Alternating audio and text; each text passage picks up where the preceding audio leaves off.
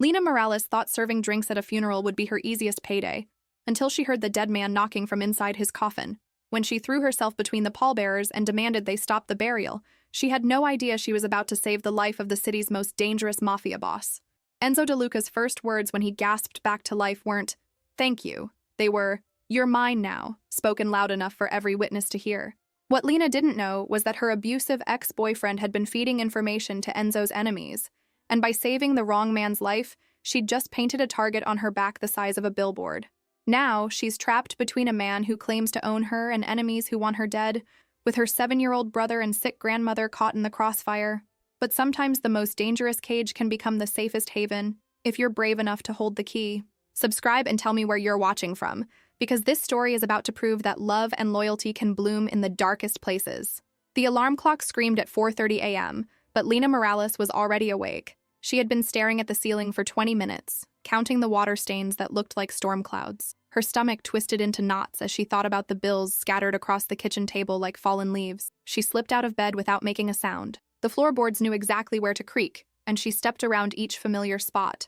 In the next room, her 7-year-old brother Mateo slept curled up like a comma, his dark hair falling across his forehead. He hadn't spoken much since their parents died 2 years ago. Sometimes whole days passed with just his quiet nods and careful smiles. Lena tiptoed to the kitchen where Rosa, her 72-year-old grandmother, sat at the small table.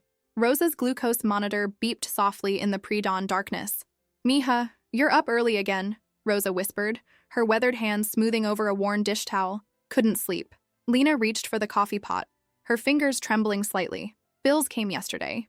Rosa's face creased with worry. The diabetes medication alone cost more than Lena made in a week at the diner. They both knew the math. It never added up right. Lena's phone buzzed against the counter. A text message from a number that made her blood turn to ice water. "I'm back in town. We need to talk. Kyle." Below the message was a location pin for a bar 3 blocks away. The same bar where Kyle used to wait for her after work, where he used to grip her wrist too tight and call it love. "What is it, baby?" Rosa asked, noticing how Lena's hands had gone still. "Nothing, abuela. Just work stuff." Lena forced her voice to stay steady. She had promised herself that Kyle would never touch their lives again. That promise felt thin as paper now. She deleted the message but couldn't delete the fear crawling up her spine like cold fingers. At 5:45, Lena walked Mateo to the bus stop. He carried his backpack carefully, the way he did everything, as if the world might break if he moved too fast. She knelt down to zip his jacket all the way up. "Have a good day at school, okay?" Mateo nodded and pressed something small into her palm. A folded piece of paper with a drawing of 3 stick figures holding hands. Him, her, and Rosa. At the bottom, he had written "family" in careful letters. "I love you too," she whispered. The bus pulled away with a wheeze of brakes, taking Mateo toward a day she hoped would be better than hers promised to be. Lena walked the 6 blocks to Murphy's diner, her breath making small clouds in the morning air. The streets were empty except for delivery trucks and the occasional early commuter. Everything felt normal until she reached the corner of 5th Street. A black sedan sat across from the diner with its engine running and lights off. The windows were tinted so dark she couldn't see inside, but she felt eyes watching her. The car had been there yesterday too, parked in the exact same spot. Lena's heart hammered against her ribs. She fumbled with her keys at the diner's back door, her hands shaking so badly it took 3 tries to get the lock open. Inside, the familiar smell of coffee and bacon grease should have calmed her. Instead, everything felt wrong, like the world had tilted just enough to throw her off balance. "You're late," called Murphy from behind the grill. His voice carried the same tired irritation it always did. "Sorry." Lena tied her apron with quick, nervous movements. "There's no traffic at 6 a.m., Lena. Just get the coffee started." She bit back her response and reached for the industrial coffee pot. Through the front window, she could still see the black sedan, still watching. The breakfast rush hit like a wave at 7:30. Lena moved between tables, refilling coffee cups and taking orders, her smile feeling painted on. Every time the door chimed, her heart jumped. Every time a man in a dark coat walked in, her breath caught. At her break, Murphy cornered her by the coffee station. His face was serious, which was never good news. "Rent's going up on this place," he said without introduction. "I'm gonna have to cut some hours." Lena's stomach dropped. "What does that mean?" "Means I can't afford to keep everyone on full time. You've been good, but you're also the newest." The words hit her like a slap. "Murphy, please, I need this job. My grandmother, she's sick, and my brother—" "I'm sorry, kid, I really am. But there's a catering gig tonight if you want it." One-time thing, but it pays cash. Some fancy funeral reception uptown. Lena grabbed the paper he handed her. The address was in the expensive part of town, the kind of neighborhood where people paid more for one meal than she made in a day. "I'll take it," she said quickly. "Good, be there at 5. Wear all black, keep your head down, and don't ask questions." The warning in his voice made her skin prickle, but she nodded anyway. Cash was cash, and Rosa's medication was due today. During her lunch break, Lena called home. Rosa answered on the first ring, the way she always did when she was worried. "How's Mateo?" Lena asked. "Quiet? He's drawing pictures again. Won't show them to me." In the background, Lena could hear the television playing cartoons too loudly. Mateo always turned up the volume when he felt scared, as if the noise could drown out whatever was bothering him. "I'll be home late tonight. There's a catering job. Be careful, mija. This city, it's not safe for a girl alone. I know, abuela. I love you. Love you too, baby." Lena ended the call and stepped outside the diner's back door for fresh air. The alley smelled like garbage and old rain, but it was better than the grease-thick air inside.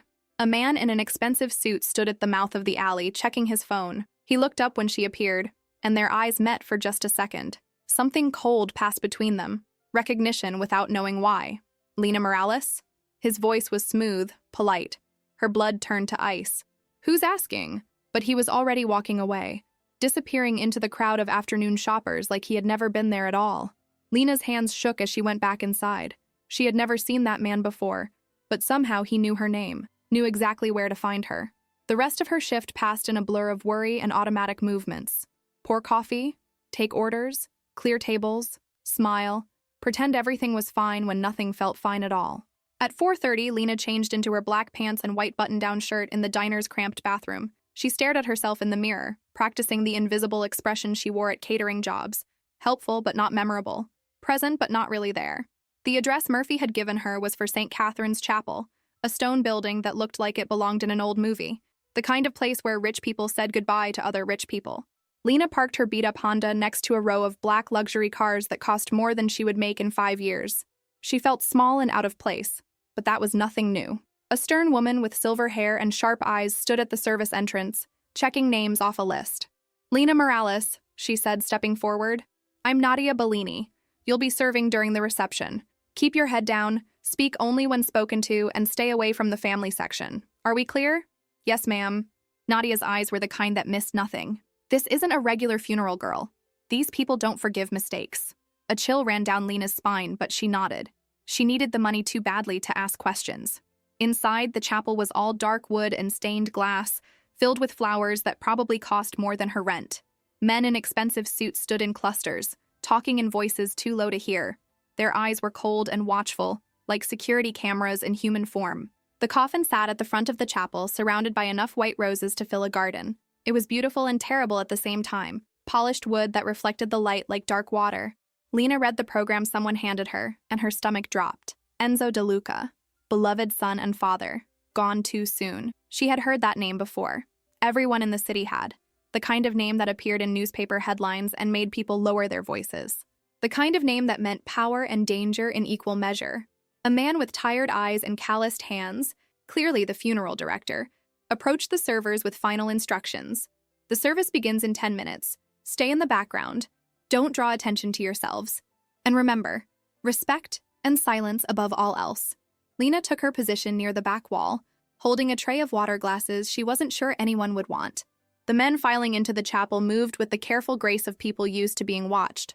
They nodded to each other with recognition that felt like code. One man stood out from the rest, tall and solid, with dark hair and a face that could have been carved from stone. He wore grief like an expensive suit, perfectly fitted but uncomfortable. "This had to be Marco," someone whispered. "The right-hand man, the one who would take over now that the boss was gone." The service began with words about loyalty and family, about a man who was respected and feared in equal measure. Lena kept her eyes down and her expression blank, the way she had learned to do when Kyle used to rant about respect and knowing your place. But as the priest spoke about eternal rest and peaceful sleep, Lena heard something that made her skin crawl. A soft sound from the direction of the coffin, like fabric rustling, like someone shifting position. She told herself it was her imagination, grief and fear playing tricks on her mind. Dead people didn't move. Dead people didn't make sounds. The rustling came again, followed by what sounded like a weak knock from inside the coffin. Lena's breath caught in her throat. Around her, the mourners continued listening to the priest. their faces solemn and still. No one else seemed to hear what she was hearing. Tap, tap. Two soft sounds, deliberate and rhythmic, like someone knocking on a door from the inside. Lena's heart hammered so hard she was sure everyone could hear it. She looked around frantically, but the other servers stood like statues, and the mourners remained focused on the priest's words. Another sound, longer this time, like a sigh or a whisper of breath. She thought about Rosa during her diabetic emergencies, the way her breathing would change when her blood sugar dropped too low, the way Lena had learned to listen for those changes, to recognize the difference between sleep and something dangerous. This wasn't her imagination. Someone was alive in that coffin. The priest continued talking about dust and ashes, about final rest and eternal peace. The mourners bowed their heads in prayer, and from inside the polished coffin came another soft knock, desperate and fading.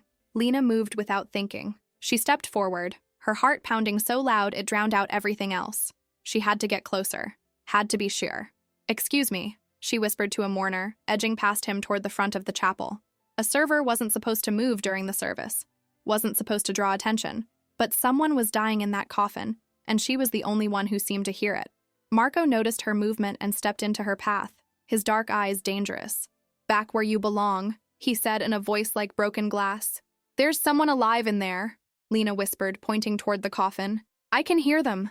Marco's face went cold. "Walk away. Now." But as he spoke, the sound came again, weak but unmistakable. A knock from inside the coffin, followed by what sounded like fabric tearing. Lena looked past Marco to the coffin, and her blood turned to ice water. Along the sealed edge, she could see the tiniest bit of condensation, like breath-fogging glass. "Please," she whispered. "Someone's alive in there." Marco grabbed her arm, his fingers digging into her skin. "I said walk away." The knocking came again, stronger this time, desperate. Lena thought about Matteo, alone and silent, about Rosa, struggling to breathe during her bad spells, about all the times she had been too scared to speak up when someone needed help. Not this time. She broke free from Marco's grip and ran toward the coffin, her voice breaking as she shouted, "Stop! There's someone alive in there! Please, you have to stop!" The chapel erupted in chaos. Men surged toward her, hands grabbing, voices raised in anger and confusion. But Lena kept screaming, kept fighting, because someone was dying, and she was the only one trying to save them. "Open it!" she cried, throwing herself across the coffin. "Please, there's someone alive inside." For a moment that felt like hours, everything stopped. The grabbing hands, the angry voices, even the priest's prayers. In that silence, everyone heard it. A weak but unmistakable sound from inside the coffin, like someone gasping for air. Marco's face went white. He stepped forward, his hands shaking as he reached for the coffin's latch. "Do it," someone whispered from the crowd. The lid opened with a soft hiss, and Enzo DeLuca sat up like a man dragged from deep water. His dark eyes found Lena immediately, locking onto her face with an intensity that made her knees weak. His hand shot out and wrapped around her wrist, his grip surprisingly strong for someone who had been buried alive. "You," he said, his voice raw and barely there. "You're mine now." The words fell into the stunned silence like stones into still water. Everyone heard them. Everyone knew what they meant in this world, in this life. Lena stared into Enzo DeLuca's dark eyes and realized her entire world had just changed forever. The chapel exploded into motion around them, but Lena couldn't move. Enzo's fingers were locked around her wrist like a handcuff made of flesh and bone. His dark eyes held hers with an intensity that made her forget how to breathe. "Get the car," Marco barked to someone behind him, "and call the doctor. Now." Men scattered in all directions, their expensive suits a blur of black against the stained glass windows. But Lena only saw Enzo sitting up in his coffin like some impossible miracle, his thumb pressing against her pulse point as if he needed to feel her heartbeat to believe she was real. "Please," she whispered. "I need to go home. My family." "No." His voice was rough as sandpaper, but gentle in a way that surprised her. "Not safe." Before she could ask what he meant, Nadia appeared beside them with a wheelchair and a look of grim efficiency. "Mr. DeLuca, we need to move you somewhere private," she said. "The doctor is on his way." Enzo's grip on Lena's wrist tightened. "She comes with me." "Sir, she's just a server. She saved my life." His dark eyes never left Lena's face. "That makes her mine to protect." The word mine hit Lena like a slap. She had heard that word before, spoken in the same tone of absolute ownership. Kyle had used it right before he shoved her against a wall and called it love. "I'm not yours," she said, surprised by the strength in her own voice. "I'm not anyone's." Something flickered in Enzo's eyes. Surprise, maybe even respect. but his grip didn't loosen. "We'll discuss that later," he said. "Right now, you're in danger." Before Lena could argue, Marco was helping Enzo into the wheelchair, while two other men formed a protective circle around them. She found herself swept along in their wake, through a side door and into a black SUV that smelled like leather and danger. The ride passed in a blur of city streets and worried phone calls. Enzo sat beside her in the back seat, his breathing still uneven, but his eyes alert and watchful. Every few minutes, his gaze would find her face as if he needed to reassure himself she was still there. "Where are we going?" Lena asked. "Somewhere safe," Marco answered from the front seat. His tone suggested that questioning was not welcome. They pulled up to a small medical clinic that looked more expensive than any hospital Lena had ever seen. A doctor with tired eyes and steady hands was waiting for them at a private entrance. "How long were you unconscious?" the doctor asked as he examined Enzo. "Don't know. Last thing I remember was getting ready for bed 3 nights ago." Enzo's voice was getting stronger, but his hand still trembled slightly when he reached for a glass of water. 3 nights. Someone had drugged him, buried him alive, and left him to die slowly in the darkness. The thought made Lena's stomach turn. "You're lucky to be alive," the doctor said. "Another hour and—" He didn't finish the sentence. He didn't need to. While the doctor worked, Lena sat in an uncomfortable chair and tried to make sense of what had happened. She had gone to serve drinks at a funeral and somehow become entangled with one of the most dangerous men in the city. A man who was supposed to be dead but wasn't. A man who claimed she belonged to him now. Her phone buzzed with a text from Rosa. "How's the job going, mija?" Lena stared at the message, her fingers frozen over the keyboard. How could she explain that she was sitting in a private medical clinic with a Mafia boss who had just been raised from the dead? How could she tell Rosa that she might not be coming home tonight? "Everything's fine," she typed back. "Running late. Don't wait up." The lie tasted bitter on her tongue. When the doctor finished his examination, Marco pulled him aside for a whispered conversation. Lena caught fragments. Poison, rival family, revenge. Words that painted a picture she didn't want to see clearly. "Miss Morales." Enzo's voice drew her attention back to him. He was sitting on the examination table now, looking more like a man and less like a miracle, but his eyes still held that same intense focus when they looked at her. "You probably have questions," he said. "A few." Lena's voice was steadier than she felt. "Starting with why you think I belong to you now." A ghost of a smile crossed his face. "Direct. I like that." He was quiet for a moment, considering his words. "In my world, when someone saves your life, it creates a bond. A debt. I don't want your debt.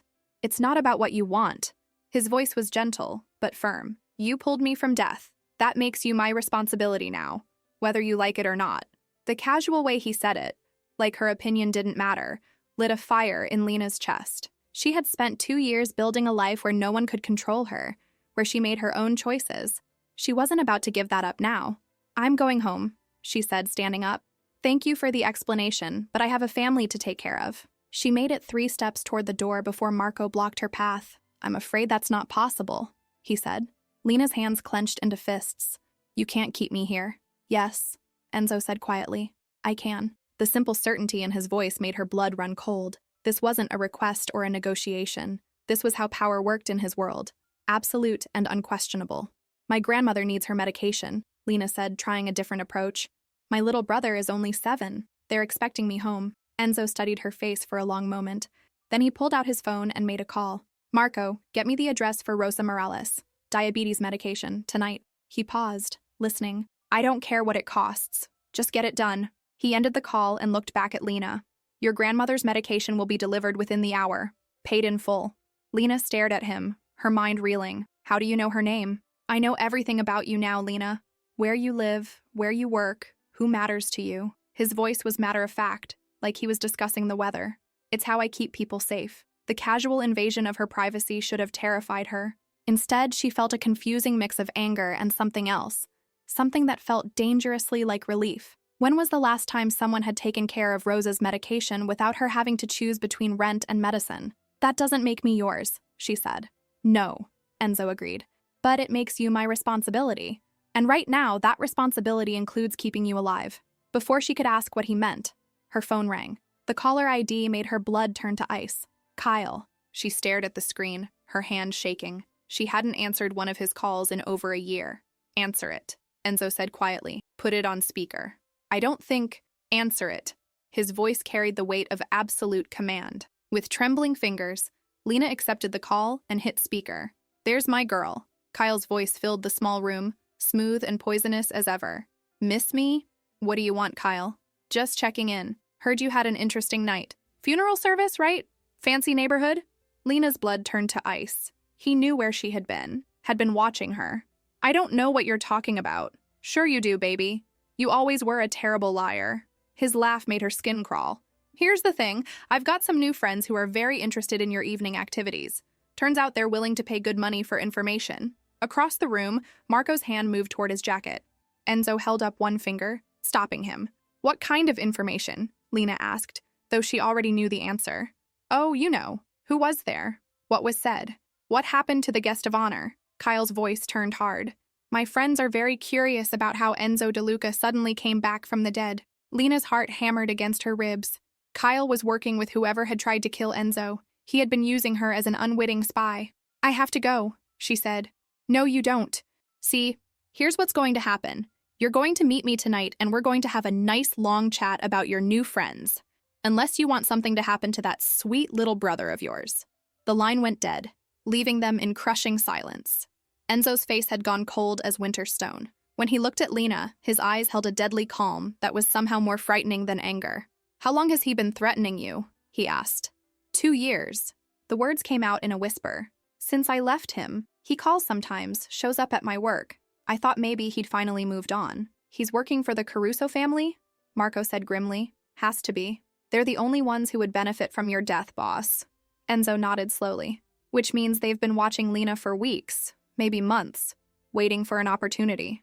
I don't understand, Lena said. I'm nobody. I just serve coffee and clean tables. You were at the funeral, Enzo explained patiently. You saw who was there, heard conversations. And now you're the only witness to my resurrection. His voice softened slightly. In my world, that makes you valuable. And dangerous. The weight of it hit her like a truck. By saving his life, she had painted a target on her back, on Rosa's back, on Mateo's. What do we do? She asked. We keep you safe, Enzo said simply. Starting now.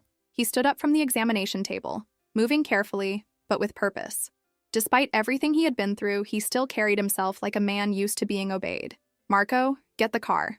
We're going to collect Lena's family. That's not necessary, Lena said quickly. I can handle Kyle.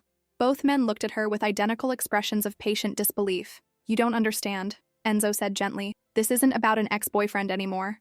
The Caruso family just declared war on anyone connected to me. That includes you. But I'm not connected to you, You saved my life in front of 50 witnesses.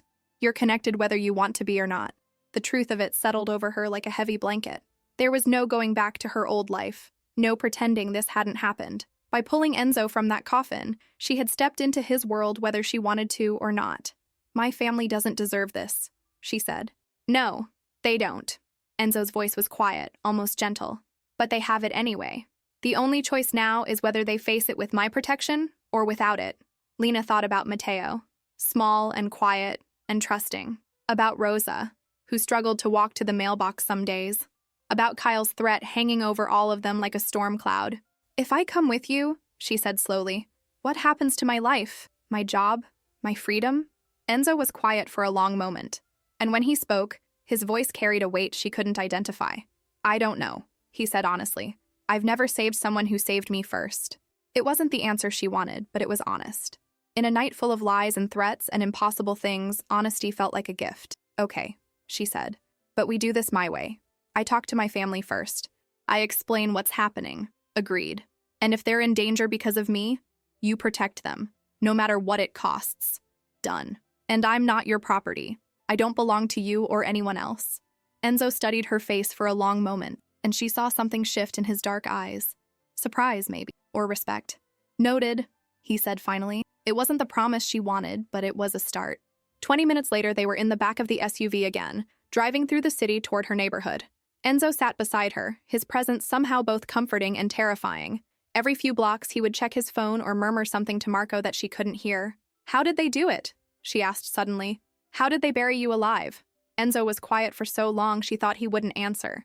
When he spoke, his voice was distant, like he was remembering a bad dream. Poison in my evening coffee, something that slowed my heart rate, made it look like I had died in my sleep. His jaw clenched. They probably planned to let me suffocate slowly. A fitting end for someone who had betrayed them. Had you? Betrayed them? No, but I had something they wanted. Territory, loyalty, power. He looked out the window at the passing streets. In my world, that's reason enough for murder. They pulled onto Lena's street, and her heart clenched with sudden longing. The narrow row houses with their postage stamp yards and cracked sidewalks looked shabby compared to the world she had just left, but they also looked like home. There, she said, pointing to the third house from the corner. The blue one. But as they got closer, something felt wrong. The front door was standing slightly open, and Rosa never left the door open. Ever. Stop the car, Lena said urgently. Marco was already pulling over, his hand moving toward his jacket again. Something's wrong, Lena said, her heart hammering. Rosa never leaves the door open. Never. Enzo's face went deadly calm. Marco, take 2 men and check the house. I want to know who's been here and how long ago. I'm coming with you, Lena said, reaching for the door handle. Enzo's hand closed over her wrist. No, you stay here. That's my family in there, which is why you stay here. His voice was gentle, but implacable. If something's happened to them, you running in blind won't help anyone. The logic was sound, but it felt like dying. Sitting in the car while strangers searched her house, while Rosa and Matteo might be hurt or worse. 5 minutes that felt like hours passed before Marco returned to the car. House is empty, he reported, but someone was definitely here. Drawers pulled out, papers scattered. They were looking for something. My family? Lena's voice cracked on the words. Gone. But not by force. No signs of struggle. Looks like they left voluntarily. Lena's phone buzzed with a text from an unknown number.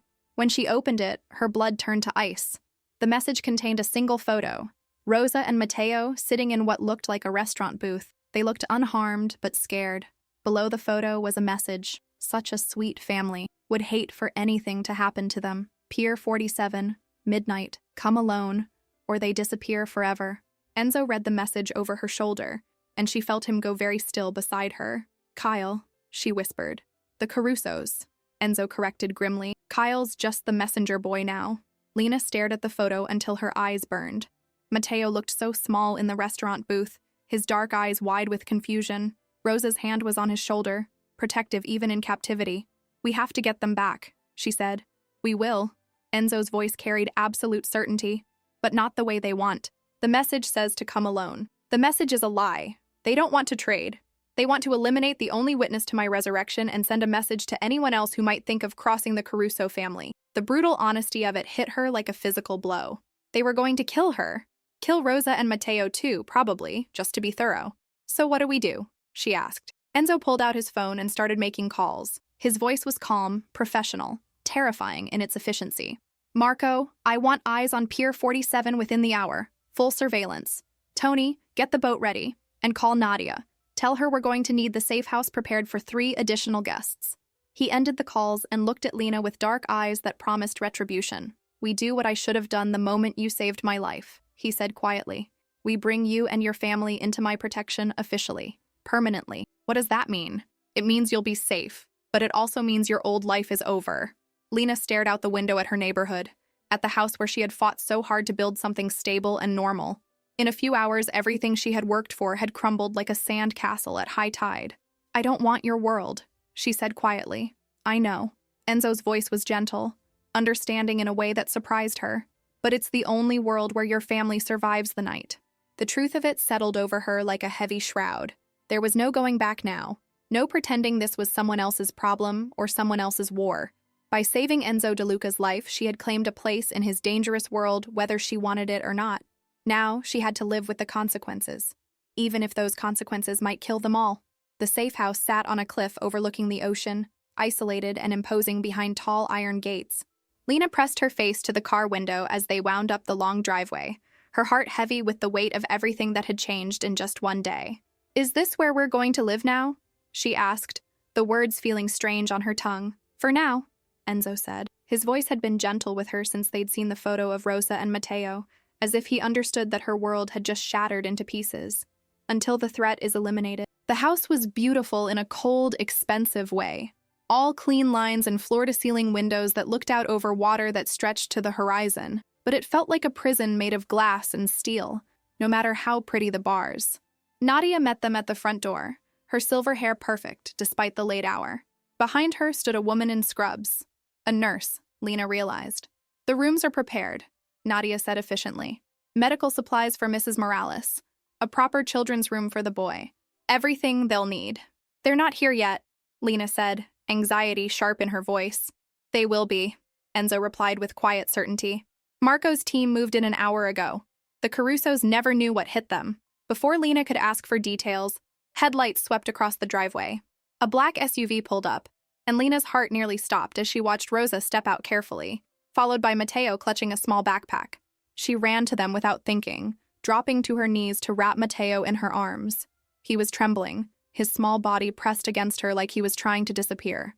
"Are you okay?" she whispered into his hair. "Did they hurt you?" Mateo shook his head, but didn't speak. He hadn't spoken much before tonight, but now he seemed to have folded even deeper into himself.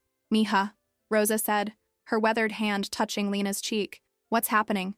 Those men, they said we were in danger, that we had to come with them for our safety." Lena looked up at her grandmother's worried face and felt her heart break a little more. How could she explain that serving drinks at a funeral had pulled them all into a world where people got buried alive and families got kidnapped? "It's complicated, Abuela," she said finally. "But we're safe now. I promise." Enzo approached them slowly, his hands visible and non-threatening. When he reached Mateo's level by crouching down, the boy pressed closer to Lena but didn't run. "Hello, Mateo," Enzo said quietly. "I'm Enzo. Your sister saved my life today." Mateo's dark eyes studied Enzo's face with the serious attention he gave to everything important. After a long moment, he reached into his backpack and pulled out a small wooden chess piece, a knight carved from dark wood. He held it out to Enzo with careful, deliberate movements. Enzo accepted the piece with the solemnity it deserved, turning it over in his large hands. "This is beautiful," he said. "Did you carve it yourself?" Mateo nodded once, then pressed closer to Lena again. "He doesn't talk much," Lena explained. "Not since our parents died." Something flickered in Enzo's dark eyes. Pain, maybe, or recognition. He slipped the chess piece into his jacket pocket like it was made of gold instead of wood. "Sometimes the most important things don't need words," he said to Mateo. "Thank you for the gift." Nadia appeared beside them with her usual efficiency. "If I may, Mrs. Morales looks tired. The nurse can check her blood sugar and get her settled." Rosa did look tired. More than tired. The stress of the evening had drained the color from her face, and Lena could see the slight tremor in her hands that meant her blood sugar was off. "Go with Nadia, Abuela," Lena said gently. "She'll take care of you." "What about you, Mija?" Lena glanced at Enzo, who was watching their small family group with an expression she couldn't read. "I'll be right behind you," she promised. "I just need to talk to Mr. DeLuca for a minute." Rosa kissed her forehead, then allowed Nadia to guide her toward the house. Mateo followed reluctantly, looking back over his shoulder until they disappeared through the front door. "Your brother is protective of you," Enzo observed when they were alone. "He's been through a lot," Lena said, wrapping her arms around herself. The ocean breeze was cold, and she was still wearing her catering uniform from what felt like a lifetime ago. "What happened to your parents?" The question was quiet, careful, not demanding, just offering space for her to share if she wanted to. "Car accident," she said simply. 2 years ago. Rosa was supposed to go into a care facility, and Mateo was supposed to go into foster care. "I fought the courts for 6 months to keep us together. That's why you work so many jobs." It wasn't a question. Somehow, in the space of a few hours, Enzo had pieced together the shape of her life, the struggle, the sacrifice, the desperate fight to keep her small family afloat. "Rosa raised me after my mom died when I was 12, Lena explained. "I couldn't let them put her away to die in some state facility. And Mateo, he's just a little boy. He needed family, not strangers. So you became the adult." "I became what they needed." Enzo was quiet for a long moment, looking out at the dark ocean. When he spoke again, his voice carried a weight she was beginning to recognize. "I had a daughter once," he said. "Elena. She would have been 3 this year." The past tense hit Lena like a physical blow. "What happened?"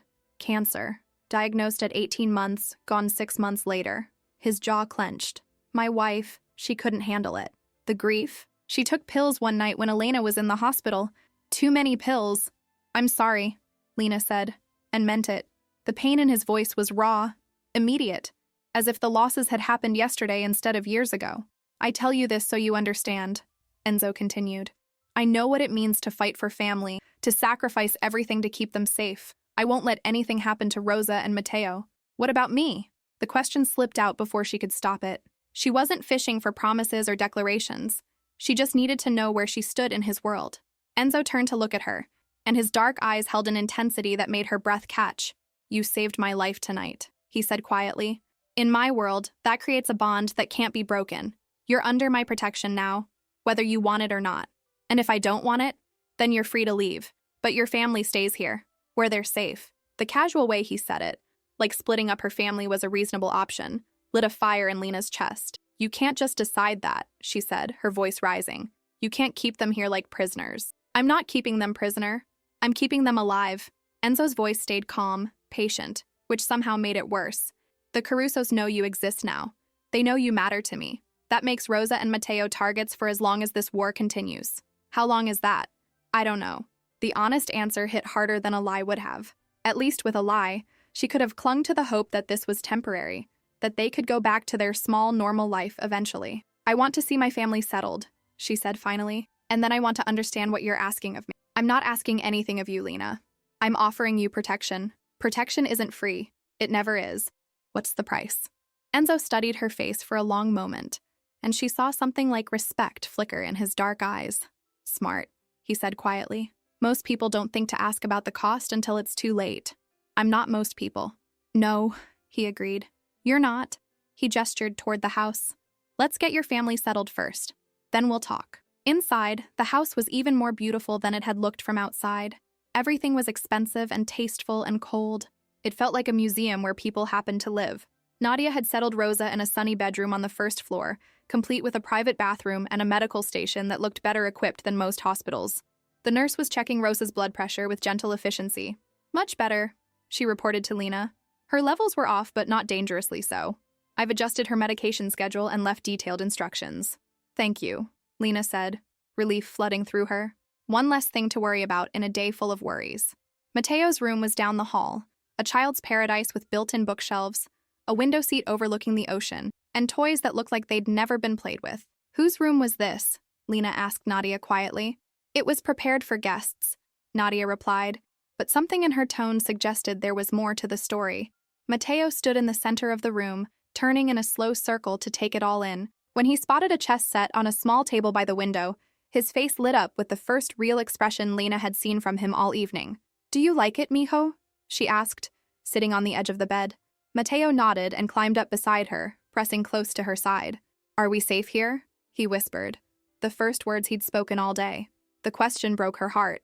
No 7-year-old should have to ask if they were safe. No child should have to live with that kind of fear. "Yes," she said, hoping it was true. "Mr. DeLuca is going to make sure no one hurts us." "Is he a good man?" Lena thought about that question, really thought about it. Enzo DeLuca was dangerous, powerful, probably capable of terrible things. But he had been gentle with Mateo, respectful of Rosa, and patient with her own anger and fear. "I think so," she said finally. "But more importantly, he's a man who keeps his promises." Mateo nodded solemnly and settled against her side. Within minutes, exhaustion had won and he was asleep, still clutching his backpack like a lifeline. Lena sat with him until his breathing deepened, then carefully tucked him under the covers. As she turned to leave, she nearly jumped out of her skin. Enzo stood in the doorway watching her with an expression she couldn't read. "He trusts you completely," he said quietly. "I'm all he has left." "No, you're all he needs." The distinction hit her harder than it should have. She had spent so long thinking about what Mateo had lost that she'd forgotten to consider what he still had. "We should talk," Enzo said, "if you're ready." Lena looked back at Mateo, peaceful in sleep for the first time all day, then followed Enzo out into the hallway. He led her to a study that felt more lived in than the rest of the house. The bookshelves were full of worn volumes, and there was a coffee cup on the desk with a ring stain that suggested regular use. On the mantel above the fireplace sat a framed photo of a beautiful woman holding a baby. "Your family?" Lena asked. "Yes." Enzo's voice was quiet, careful. "Maria and Elena." Lena studied the photo. The woman, Maria, had kind eyes and a smile that lit up her whole face. The baby looked healthy and happy, chubby fingers reaching toward the camera. "They look beautiful," she said. They were. Enzo moved to pour himself a drink from a crystal decanter. "Would you like something? Water? Coffee?" "Water would be good." He handed her a glass and settled into the chair across from her, suddenly looking more tired than dangerous. "You asked about the price of my protection," he said. "The truth is, I don't know yet." "What do you mean?" "I mean, this situation is unprecedented. I've never had someone save my life who wasn't already part of my world. I'm making this up as I go." The admission surprised her.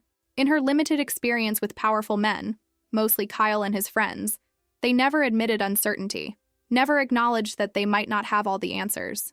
"What are my options?" she asked. Option 1. You and your family stay here under my protection until the threat is eliminated.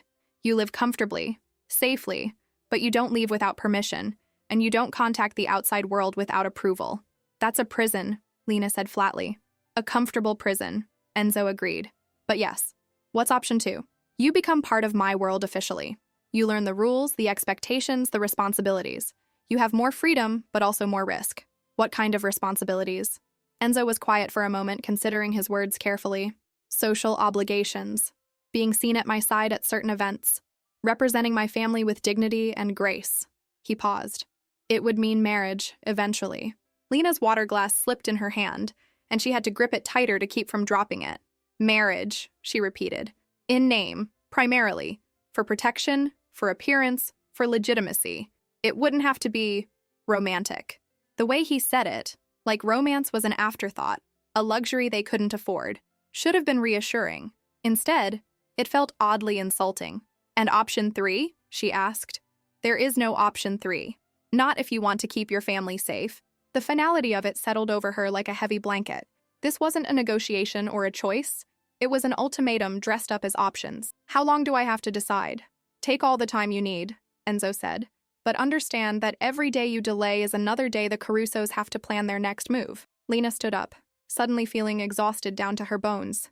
The day had started with her counting bills at a cracked kitchen table, and somehow ended with her choosing between prison and marriage to a stranger. I need to think, she said. Of course. Nadia will show you to your room. At the door, she turned back. Enzo? Yes? When you said I was yours earlier, what did you mean? His dark eyes met hers across the room, and she saw something flicker there. Possession, protection, and something else she couldn't name. I meant that I would die before I let anyone hurt you, he said simply. Whether that makes you mine or makes me yours, I guess we'll find out. Lena's room was beautiful and comfortable, and felt like sleeping in a stranger's bed. She lay awake for hours, staring at the ceiling and thinking about chess knights and coffee cups and the weight of a man's promise. Outside her window, the ocean whispered against the rocks, and somewhere in this strange house, her small family was finally sleeping safely. The price for that safety was her freedom, her independence, her right to choose her own life. As dawn broke over the water, Lena realized she had already made her choice the moment she heard that first weak knock from inside Enzo's coffin. Some decisions she was learning made themselves. Continue 1728 Part 4. The Heart's Surrender. 3 months later, Lena stood behind the counter of Rosa's kitchen, flour dusting her hands and sunlight streaming through the front windows. The small cafe smelled like fresh coffee and her grandmother's empanadas, and for the first time in months, everything felt right with the world. Order up, she called, sliding a plate of eggs and toast across the pass to Marcus, their new server. Marcus grinned and grabbed the plate. At 19, he was all energy and enthusiasm, grateful for the job and eager to please. He reminded Lena of herself at that age, hungry for opportunity and willing to work for it. The bell above the door chimed, and Lena looked up to see Enzo walking in. Even after 3 months, the sight of him still made her heart skip. He'd traded his expensive suits for jeans and a simple button-down, but he still moved with that quiet confidence that made people step aside without realizing why. "Morning," he said, settling onto his usual stool at the counter. "Morning yourself." Lena poured him coffee without being asked, adding just a touch of cream the way he liked it. "How did the meeting go?" "Better than expected. The city council approved all our permits. Construction on the community center should start next month." Lena smiled, genuine pleasure warming her chest. The community center had been her idea, a place where neighborhood kids could go after school, where seniors could gather for meals and companionship. Enzo had listened to her dreams and made them happen with a combination of money, influence, and careful persuasion. "Rosa will be thrilled," she said. "She's been talking about teaching cooking classes there." "And Matteo? Still excited about the chess club you promised." As if summoned by his name, Matteo appeared from the kitchen carrying a small wooden box. At 10 now, he'd grown taller and lost some of the fearful quiet that had defined him for so long. He still didn't talk much, but when he did speak, his words carried weight. "Finished it," he announced, setting the box on the counter in front of Enzo. Enzo opened it carefully, revealing a hand-carved chess set. Each piece was perfectly crafted, from the delicate pawns to the proud kings. The work was extraordinary, especially for a child's hands. "Matteo, this is incredible," Enzo said, his voice full of genuine admiration. "How long did this take you?" 6 weeks, Matteo said proudly. Nadia helped with the sanding. "It's beautiful, mijo," Lena said, ruffling his hair. "But don't you think it's too nice to actually play with?" Matteo looked at her like she'd suggested the sky was purple. "What's the point of making something if you don't use it?" Enzo laughed, a sound that still surprised Lena with its warmth. "The boy has a point. What do you say, Matteo? Ready to christen this set with a game?" "Can't," Matteo said regretfully. "Promised Rosa I'd help with lunch prep. But tonight? It's a date." Matteo beamed and disappeared back into the kitchen, leaving Lena alone with Enzo and the comfortable rhythm they'd developed over the months. "He's happy here," Enzo observed, watching Matteo through the kitchen doorway. "We all are," Lena said, and meant it. The transition hadn't been easy. Those first weeks at the safe house had felt like living in a beautiful cage, no matter how comfortable the bars. But slowly, carefully, Enzo had kept his promises. When the immediate threat from the Carusos had been neutralized, she'd never asked for details and he'd never offered them. He'd found them this building in a good neighborhood and helped her transform it into their dream. Rosa had her own apartment upstairs, complete with medical equipment and regular nurse visits. Matteo attended a good school where his quiet nature was seen as thoughtfulness rather than trauma. And Lena had her cafe, her independence, and something she'd never dared hope for. A true partnership with a man who respected her boundaries. The marriage had happened quietly, with just the immediate family present, a legal formality they'd agreed. Protection for her and legitimacy for him. Nothing more than a business arrangement dressed up with roses and rings. Except it hadn't felt like business when Enzo had promised to honor and protect her. It hadn't felt like an arrangement when he'd slipped the simple gold band onto her finger, with hands that trembled just slightly. And it definitely didn't feel like business now, when he looked at her like she was something precious he couldn't quite believe was real. "Any regrets?" he asked quietly, as if reading her thoughts. "About which part?" "Any of it. All of it." Lena considered the question seriously. 3 months ago, she'd been a waitress, living paycheck to paycheck, terrified that one emergency would destroy everything she'd worked to build. Now she was married to one of the most powerful men in the city, living a life she'd never imagined possible. "Ask me in another 3 months," she said finally. Enzo's smile was soft, understanding. Fair enough. The lunch rush picked up, filling the cafe with the familiar chaos of orders and conversation. Lena moved between the kitchen and the dining room, greeting regulars by name and making sure everyone felt welcome. This was her world now, warm and bustling and real in a way that the safe house had never been. She was refilling the coffee pot when she noticed a familiar figure at a corner table. Marco sat with his back to the wall, as always, but instead of his usual vigilant expression, he was smiling at something Rosa was showing him on her tablet. "What's she showing him?" Lena asked Enzo. "Pictures from her cooking class at the senior center. Apparently Marco's been helping with the shopping." "Marco? Our Marco? The man who scared away 3 customers last month just by looking at them?" "The same. Your grandmother has quite the effect on people." Lena watched as Rosa patted Marco's hand with the casual affection she usually reserved for family. In the months since they'd moved to the cafe, Rosa had taken it upon herself to mother everyone who walked through the door. Marco, despite his intimidating exterior, had apparently become one of her projects. "She likes having people to take care of," Lena said. "She's not the only one." Something in Enzo's tone made her look at him more closely. He was watching her with that intensity she'd learned to recognize, the one that meant he was working up to saying something important. "What is it?" she asked. Before he could answer, the bell above the door chimed again. But instead of a customer, Nadia walked in carrying a manila envelope and wearing the expression she got when she had news. "Sorry to interrupt," she said, approaching the counter, "but this just arrived for Mrs. DeLuca." The formal name still caught Lena off guard sometimes. Mrs. DeLuca. Like she was someone important instead of a girl from the wrong side of town who'd gotten lucky. "What is it?" Lena asked, wiping her hands on her apron. "Paperwork from the lawyer," Nadia said. "The adoption has been finalized." Lena's heart stopped. "The adoption?" She looked at Enzo, who was watching her with careful eyes. "I filed the papers last month," he said quietly, "to legally adopt Matteo. If you're comfortable with it." The envelope felt heavy in Lena's hands. Inside were documents that would make Enzo Matteo's legal father, would give her brother the security and protection that came with the DeLuca name. "You didn't ask me," she said. "I'm asking now." "Why?" Enzo was quiet for a moment, and when he spoke, his voice carried a vulnerability she rarely heard. "Because he calls me dad when he thinks no one's listening. Because he draws pictures of our family and includes me without being asked. Because—" He paused, running a hand through his hair. "Because I love him like he's mine. And I want to make it official. Lena's eyes filled with tears. Over the past months, she'd watched Enzo and Matteo grow closer. Chess games that lasted for hours. Quiet conversations about everything and nothing. The easy affection that had developed between them. She'd seen how Enzo's face lit up when Matteo ran to him after school. How he listened to Matteo's stories with the same attention he gave to million-dollar business deals.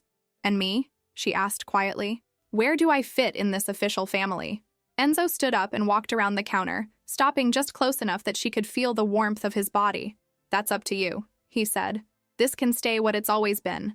A marriage of convenience, protection, mutual benefit, or it can become something real. The words hung between them like a bridge she wasn't sure she was brave enough to cross. For 3 months, they'd lived in this careful space. Married but not intimate, caring but not in love, sharing a life but keeping their hearts safely separate. I'm scared, she admitted. Of what? Of wanting something I can't have. Of trusting someone who could hurt me. She stopped, embarrassed by her honesty. Of being happy, Enzo suggested gently. The question hit her like a physical blow. Yes, that was exactly what terrified her. She'd spent so long surviving, so long protecting herself and her family, that the possibility of actual happiness felt dangerous, like tempting fate. You could hurt me, she said. I could, he agreed. And you could hurt me. That's what makes it real. Behind them, the cafe hummed with life. Rosa was teaching Marco how to fold napkins properly. Matteo had emerged from the kitchen to help Marcus clear tables. Her small family, enlarged and complicated and somehow perfect. The papers, she said, looking down at the envelope. Sign them if you want to, don't if you don't. But know that regardless of what you decide about us, Matteo will always be safe, always be loved. That's not conditional on anything. It was the right answer, the only answer that mattered. Enzo wasn't using Matteo as leverage or her love for her brother as a weapon. He was simply offering what he'd always offered, protection and care, without strings attached. I want to sign them, she said. But not because I have to, because I want Matteo to have a father who loves him. And the rest of it? Us? Lena looked around the cafe, at the life they'd built together, the family they'd created, the future that was taking shape around them like something from a dream. Ask me tonight, she said. After chess and dinner and bedtime stories, ask me when it's just us and I can give you an honest answer. Enzo's smile was soft, patient, full of hope. I can wait. That evening, after the cafe closed and the dishes were done, Lena found herself on the roof garden she'd created above the building. The space was small but lush, filled with herbs and vegetables and flowers that made the air sweet. Enzo found her there an hour later, as she'd known he would. Matteo's asleep, he said, settling beside her on the small bench. Rosa's watching her telenovelas. Marco's gone home to his own family. And us? We're here. The city stretched out below them, lights twinkling like earthbound stars. In the distance, she could see the safe house where this had all started, where she'd first learned that protection could feel like caring instead of control. I've been thinking, she said, about the first night we met, when you said I was yours. I was wrong, Enzo said immediately. You don't belong to anyone but yourself. Maybe, Lena said. But maybe belonging doesn't have to mean ownership. Maybe it can mean choice. She turned to face him, this man who'd become her husband, her partner, her friend, and something else she was finally brave enough to name. Ask me, she said. Enzo took her hands in his touch warm and steady. Lena DeLuca, he said, and her name in his voice sounded like a prayer. Will you marry me? Not for protection or convenience or necessity, but because you want to build a real life with me? Yes, she said without hesitation. Yes, I'll marry you. Again, for real this time. When he kissed her, it felt like coming home, like the final piece of a puzzle she hadn't realized was incomplete. I love you, he said against her lips. I love you too. Below them, the cafe sat quiet and waiting for tomorrow. Inside, Rosa slept peacefully in her comfortable bed. Down the hall, Matteo dreamed whatever dreams 10-year-old boys dreamed, safe and loved and certain of his place in the world. And on the roof, under a sky full of stars, Lena DeLuca finally understood that sometimes the best families were the ones you chose. Sometimes the safest place in the world was in the arms of someone who'd started as a stranger, but became everything. Sometimes saving someone's life meant saving your own in return.